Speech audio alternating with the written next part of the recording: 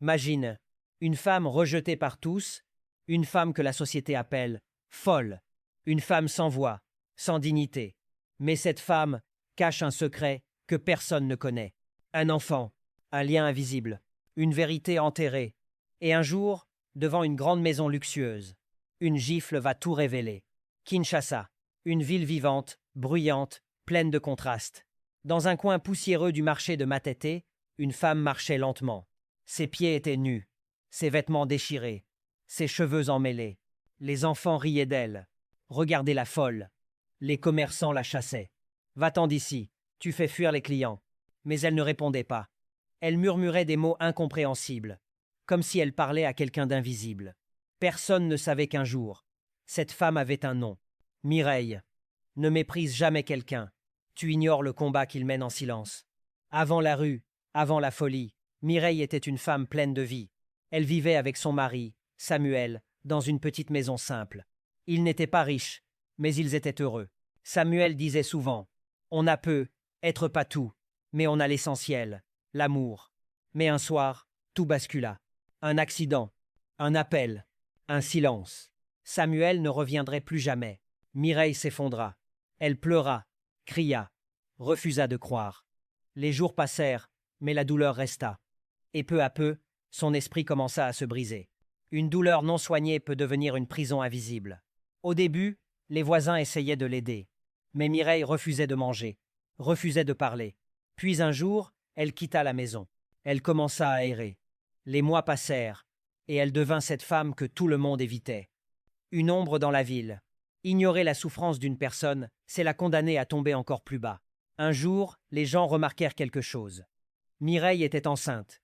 Les murmures commencèrent. Qui est le père? Quelqu'un a dû abuser d'elle.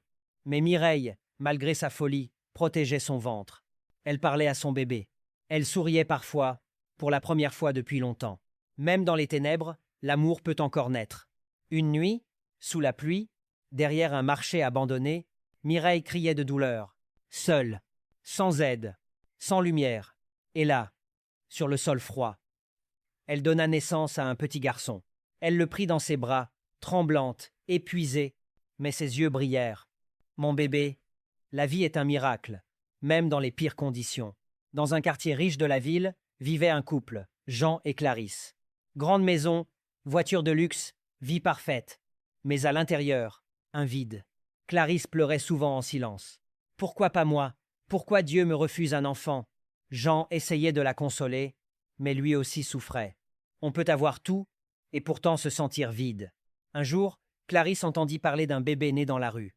Un bébé sans protection. Une opportunité.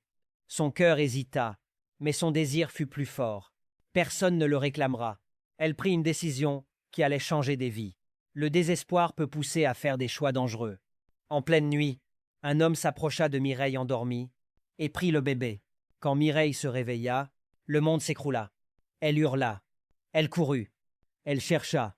Mais personne ne l'écoutait. La douleur des faibles est souvent ignorée, mais elle est bien réelle. Malgré sa folie, Mireille commença à marcher, chaque jour, vers une maison précise, sans savoir pourquoi, comme guidée par quelque chose de plus grand qu'elle. Certains liens ne peuvent jamais être brisés. Chaque matin, elle s'asseyait devant le portail de la villa de Jean et Clarisse. Les gardes la chassaient, mais elle revenait. Encore et encore. L'amour persévère, même quand tout semble perdu. Le bébé grandissait. On l'appelait David, mais il pleurait souvent, sans raison, et quand il entendait une voix dehors, il se calmait. Le cœur reconnaît ce que les yeux ne voient pas. Un jour, Clarisse sortit et vit Mireille devant sa porte. En colère, humiliée, elle la gifla. « Dégage !» Mais à ce moment, David cria et tendit les bras vers Mireille. Le silence tomba. La vérité ne peut pas rester cachée éternellement. Cette nuit-là, Clarisse ne dormit pas. Le regard de l'enfant, le cri, le geste, tout la hantait. Une conscience coupable ne trouve jamais la paix. Un ancien employé parla. Tout fut révélé. Jean fut brisé. Comment as-tu pu faire ça? La vérité finit toujours par sortir. Jean prit l'enfant et le donna à Mireille. Elle pleurait, tremblait, mais cette fois, elle n'était plus seule. Rendre justice apporte la paix. Avec de l'aide, Mireille retrouva peu à peu sa lucidité. Elle éleva son enfant. Et pour la première fois, la ville la regarda autrement. Même brisée, une vie peut être restaurée. Une mère reste une mère, même dans la folie.